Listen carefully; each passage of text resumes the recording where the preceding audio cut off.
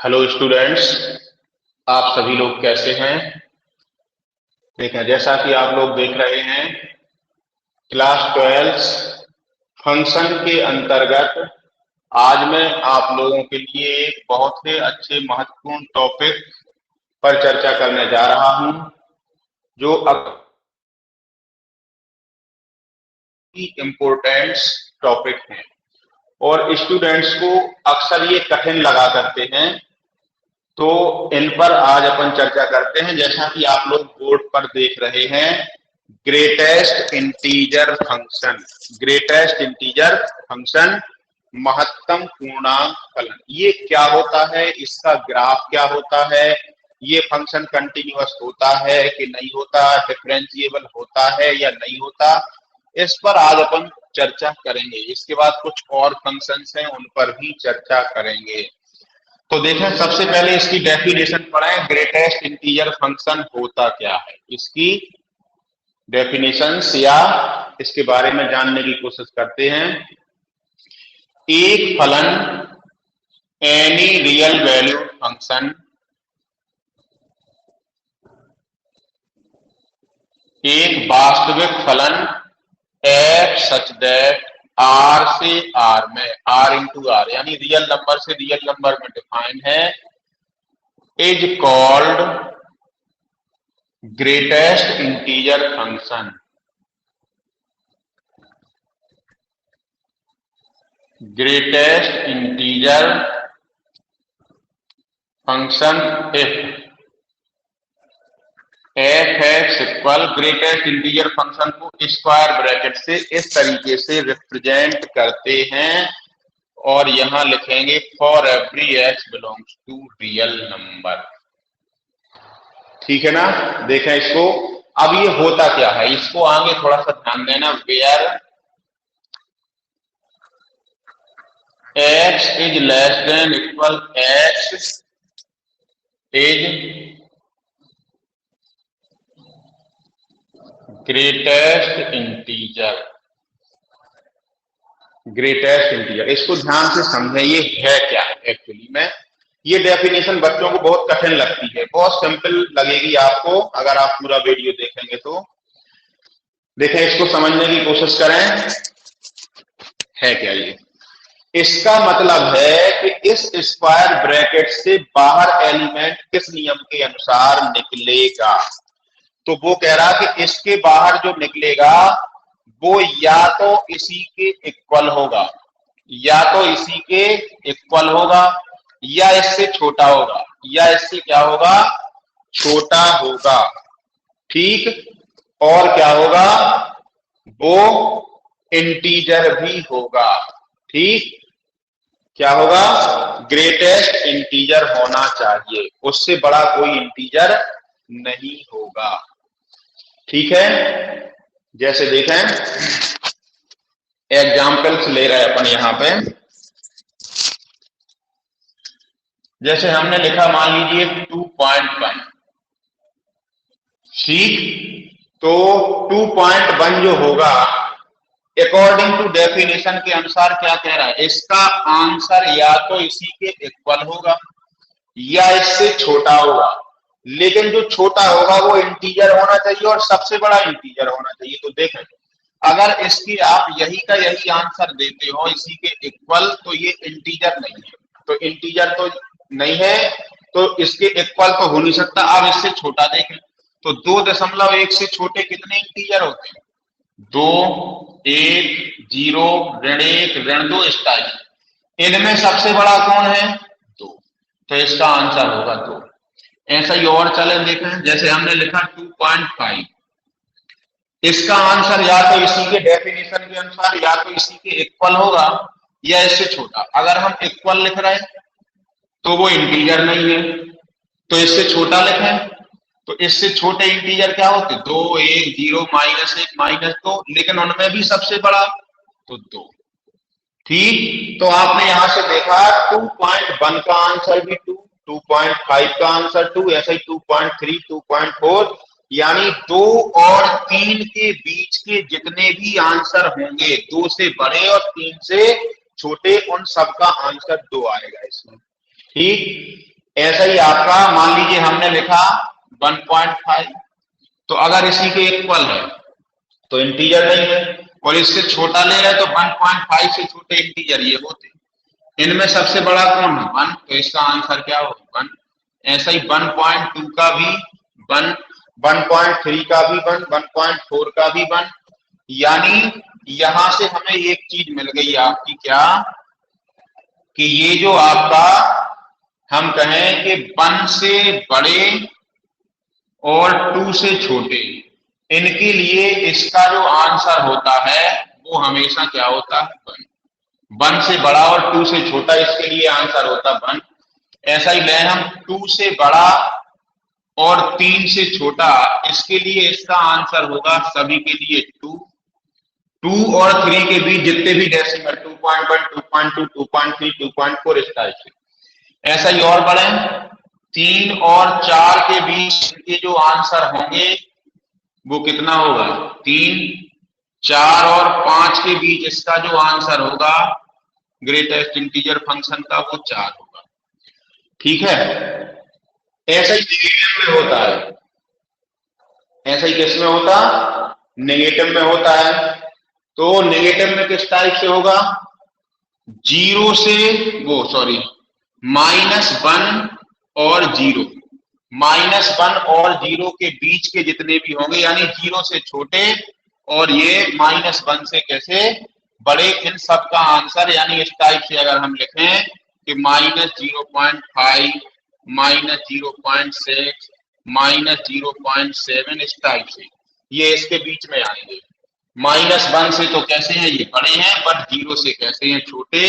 तो इनका आंसर देखें अकॉर्डिंग टू डेफिनेशन, या तो इसी के इक्वल होगा, अगर इसके इक्वल है तो इंटीजर नहीं है, तो इससे क्या होना चाहिए? छोटा।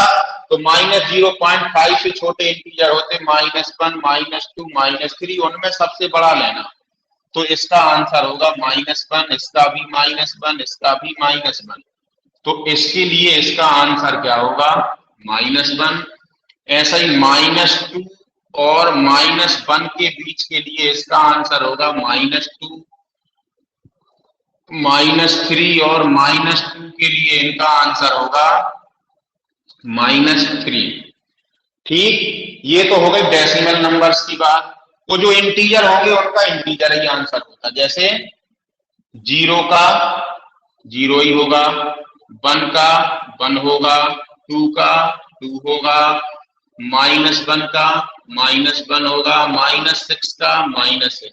ये पूरी समरी है ग्रेटेस्ट इंटीजर फंक्शन की, के ग्रेटेस्ट इंटीजर फंक्शन क्या होता है। चलें इसका ग्राफ समझने की कोशिश करते हैं। अब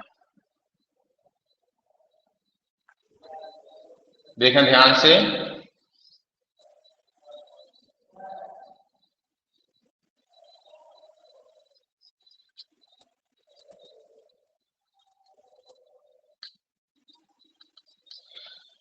यहां ले लें 1, 2, 3, 4, 5, 6, 1, 2, 3, 4 इस टाइप से, -1, -2, -3, -4, -1, -2, -3, -4। देखें 0 और 1 के बीच के आंसर, यहां पे देखें थोड़ा सा और आगे जाए, 0 और 1 के बीच के आंसर जो होंगे उनके लिए इसका आंसर क्या होगा? 0 होगा। 0 से बड़ा और 1 से छोटा। तो 0 और 1 के बीच के लिए, 0 के लिए तो 0 ही होगा, और 0 से बड़ा और 1 से छोटे के लिए इनका आंसर क्या होगा? 0। 0 और 1 के बीच, 0 और 1 के बीच इसका आंसर क्या है? 0 है। तो इस टाइप से एक डार्क लाइन आप कर देंगे इस टाइप से।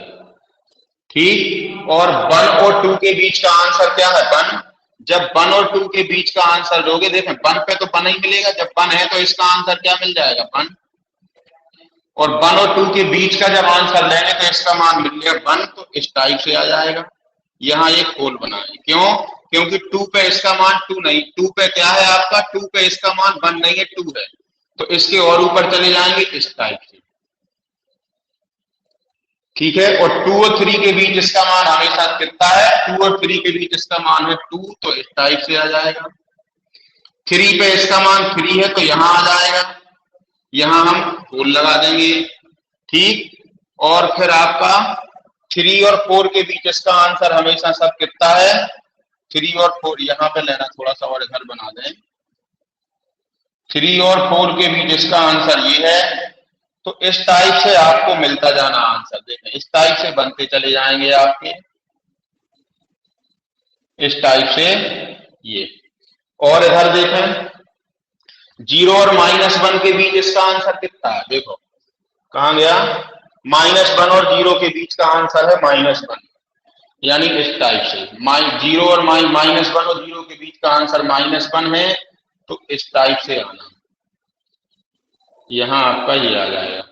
और -1, -2 और -1 के बीच इसका आंसर -2 है। -1 और -2 इन दोनों के बीच ये आंसर कितना देगा? -2, ठीक। तो इस टाइप से आने वाला है, ठीक है। फिर और आगे इसका आंसर -3 और -2 के बीच -3 है, तो -2 और -3 के बीच ये आंसर हो जाएगा इसका -3। तो इस टाइप से इसका आंसर क्या होगा? बढ़ता चला जाएगा, ठीक है। इसी तरीके से हम क्या करेंगे, इसका आंसर आगे क्या होगा? बढ़ता चला जाएगा। तो इसका ग्राफ जो होता है वो इस टाइप से होता है, ठीक है ना। तो इस ग्राफ को देखें, एक सीढ़ी टाइप की बन रही है। ये ग्राफ कहीं भी कंटिन्यूअस नहीं है, यानी हर जगह से क्या है? ये ब्रेक है, ठीक। तो ग्रेटेस्ट इंटीजर फंक्शन ना तो कंटिन्यूअस होता ना डिफरेंशिएबल। डिफरेंशिएबल का मतलब होता है कि जहां कर्व बने उसके प्रत्येक पॉइंट पर हम टेंजेंट क्रिएट कर सकें, तो यहाँ कर्व बना ही नहीं रहा, हर जगह ब्रेक है। तो ये ना तो कंटिन्यूअस है और ना ही डिफरेंशिएबल है। ये हो गया आपका ग्रेटेस्ट इंटीजर फंक्शन क्या होता है, पूरा डिटेल्स इसका। चलें और एक फंक्शन और देखते हैं।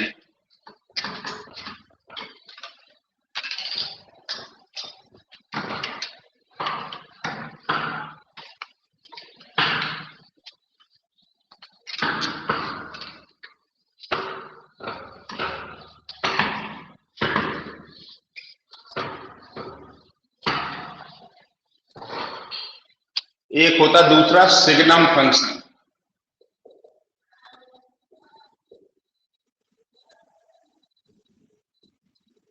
चिन्ह फलन बोलते हैं इसको हिंदी में, साइन फंक्शन या सिग्नम फंक्शन, चिन्ह फलन। ये क्या होता है? इसमें भी हम लिखेंगे एक फलन f R से R में सिग्नम फंक्शन यानी चिन्ह फलन कहलाता है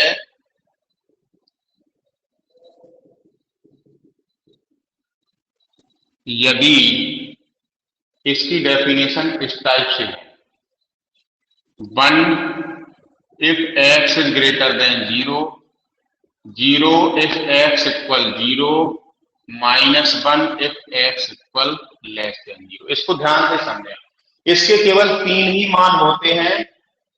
कौन कौन से? एक 0, एक -1 और एक 1। यानी कोई भी रियल नंबर लें, for every x belongs to real number. मतलब कहने का ये है कि x का मान 0 से बड़ा चाहे कोई भी रियल नंबर ले ले, इसका आंसर हमेशा 1 मिलेगा। x का मान जब 0 मिलेंगे तो इसका मान 0 मिलेगा। x का मान जब 0 से छोटा यानी कोई भी नेगेटिव नंबर लेंगे, ये क्या मिलेगा? -1। तो इस टाइप से देखें, यहां सेट्स बना के देखते हैं अपन। एक रियल नंबर का सेट है, ये भी एक रियल नंबर का सेट है, इंटीजर भी ले सकते हैं हम अगर आप चाहें तो। ये इसमें फंक्शन कैसा है देखें, क्या कह रहा वो, इसमें हमने ले लिया मान लीजिए 1 2 3 4 5 0 -1 -2 -3 -4 -5 इस टाइप से लेके जाएंगे। तो ये सारे 1 2 3 4 5 ये इस केस को फॉलो कर रहे हैं, 0 से बड़े हैं। तो इन सभी पॉजिटिव नंबर के लिए f(x) की वैल्यू क्या जाना? 1 जाना, यानी ये सारे 1 इमेज क्रिएट करेंगे सभी, और 0 की इमेज जब x 0 है तो 0, x यानी धन का एलिमेंट, इसकी इमेज बन रही 0 और x लेस देन 0 यानी जितने भी नेगेटिव नंबर है उन सबका आंसर -1 यानी इमेज। तो इन सबका आंसर आपका यानी इमेज बनेगी -1 इस टाइप से, और भी जितने भी नेगेटिव नंबर लेंगे जो हमने नहीं दिए। तो ये कहलाता है आपका सिग्नम फंक्शन, यानी ऑल पॉजिटिव रियल नंबर्स की image 1, all negative real numbers की इमेज -1 और 0 की इमेज क्या 0। अगर इसको हम ग्राफ से बनाएं तो ग्राफ देखें, ये इसका ग्राफ क्या होता है।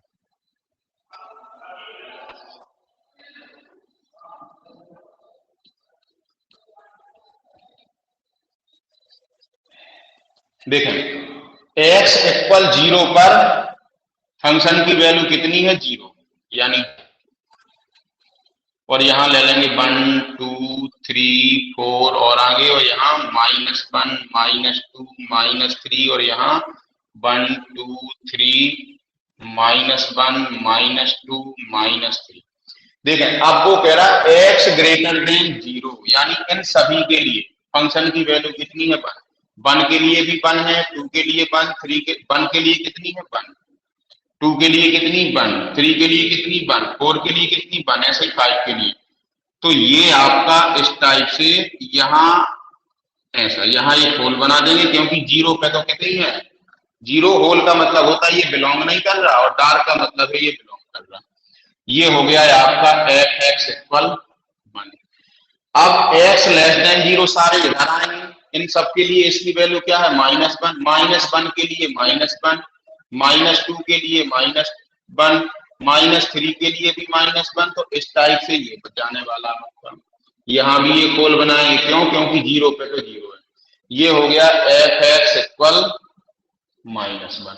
तो ये आपका बन गया सिग्नम फंक्शन का ग्राफ। ये भी ना कंटिन्यूअस है और ना ही कैसा है डिफरेंशियल। कंटिन्यूअस का मतलब होता है कि फंक्शन कहीं से ब्रेक नहीं होना चाहिए, ये ब्रेक है बीच में, ठीक, और कहीं भी इसमें कर्व नहीं बन रहा तो टेंजेंट भी नहीं हम खींच पाएंगे। तो ये ना तो कंटिन्यूअस है और ना ही डिफरेंशिएबल है, ये सिग्नम फंक्शन है, बहुत इंपोर्टेंट है। ठीक, आगे जाके आपके ये उसमें भी मिलते हैं 1-1-2 फंक्शन में भी ये क्वेश्चन बहुत पूछा जाता है। इसके बाद तीसरा और एक फंक्शन है modulus function.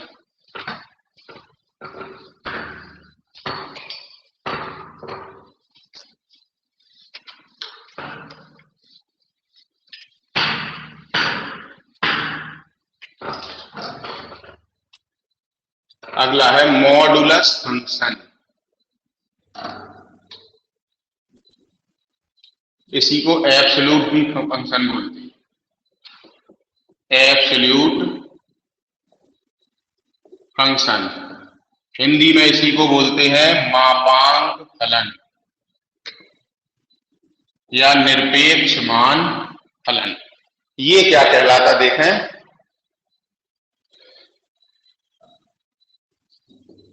any real valued function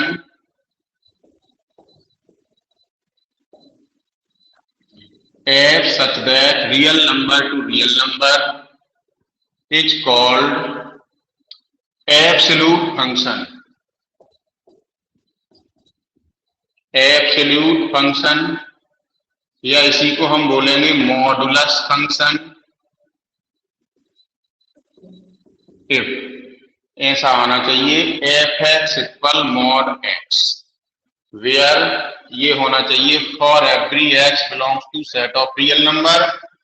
और इसकी वैल्यू होती क्या है देखें, x if x is greater than 0, 0 if x is equal to 0, -x if x less than 0। देखें ये क्या है, मतलब कहने का कि अगर इसके अंदर लिखा हुआ न्यूमेरिक डिजिट 0 से बड़ा है तो ज्यों का त्यों बाहर निकलेगा। अगर इसके अंदर लिखा हुआ न्यूमेरिक डिजिट 0 है तो 0 आएगा। अगर इसके अंदर लिखा हुआ न्यूमेरिक डिजिट 0 से छोटा है तो वो ज्यों का त्यों निकलेगा, एक माइनस उसमें और लगेगा। ठीक, इस टाइप से देखें, जैसे यहां हमने एक एग्जाम्पल दिया 7 0 और -7। ये देखें ये वाला इसको फॉलो कर रहा, 7 क्या है 0 से बड़ा, तो ये कहता है कि ये ज्यों कहते हो x का x तो 7 का 7 बाहर। ये किस केस को फॉलो कर रहा है, अगर 0 है तो आंसर 0। ये वैल्यू कैसी है, x, अगर x इक्वल -7 हम लें तो इस केस को फॉलो करेगा <0। तो ये कहता है कि अगर इसके अंदर नेगेटिव वैल्यू है तो वो ज्यों की त्यों बाहर, एक माइनस और, यानी इस टाइप से ये ज्यों की त्यों और एक माइनस और, यानी ये मतलब कहने का मतलब ये हुआ कि मॉडुलस फंक्शन या एब्सोल्यूट फंक्शन जो होता है वो पॉजिटिव नंबर्स का आंसर तो पॉजिटिव में देता ही है, साथ में नेगेटिव नंबर्स का आंसर भी पॉजिटिव में ही हमें क्या करता है, देता है। ठीक, और 0 का आंसर 0 में देता। इसका ग्राफ बनाए जैसे देखें तो ये ग्राफ किस टाइप से बनेगा, x y x dash origin y dash. देखें यहां पे ले लें हम 1 2 3 4 -1 -2 -3 -4 1 2 3 4 -1 -2 -3, इस टाइप से हमने ले लिए। अब डेफिनेशन को इसमें क्या करते हैं, अप्लाई करते हैं। देखें जब x का मान 0 तो इसका आंसर 0, यानी फंक्शन की वैल्यू x इक्वल 0 पर है।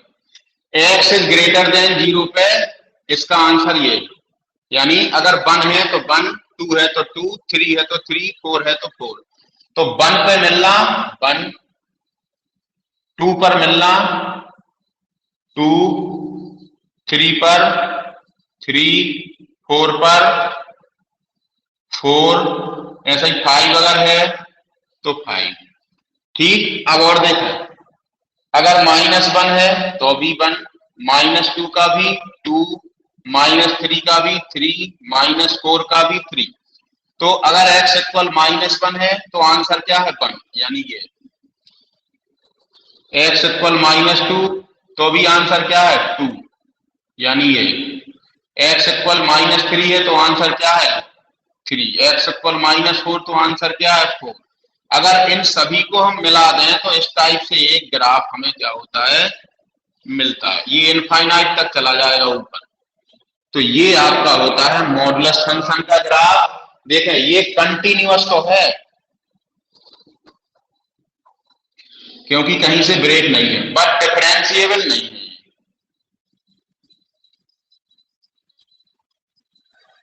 ठीक, डिफरेंशिएबल के लिए कर्व बनना चाहिए, यानी इस टाइप से झुकना चाहिए और उस पर टेंजेंट बनना चाहिए, वो इसमें कहीं पर नहीं बन रही, तो ये डिफरेंशिएबल नहीं है, कंटिन्यूअस है। तो आज आप लोगों ने 3 प्रकार के बहुत ही महत्वपूर्ण फंक्शन, ग्रेटेस्ट इंटीजर फंक्शन और उसका ग्राफ, सिग्नम फंक्शन और उसका ग्राफ, और मॉडुलस फंक्शन और उसका ग्राफ आप लोगों ने पढ़ा, विस्तृत अध्ययन किया इसके बारे में। आशा है आप सभी स्टूडेंट्स को बहुत अच्छे से समझ में आया होगा। आप सभी लोगों को वीडियो कैसा लगा मुझे लाइक कमेंट करके बताएं, और मेरे चैनल को सभी स्टूडेंट सब्सक्राइब करें ताकि आप लोगों को मुझसे संबंधित समस्त वीडियो समय पर प्राप्त हो सकें और आप उनको देख करके उनका विस्तृत अध्ययन करके लाभ उठा सकें। आज के लिए बस इतना ही। अगले वीडियो में एक महत्वपूर्ण टॉपिक के साथ फिर आपके बीच आऊंगा। तब तक के लिए सभी को नमस्कार।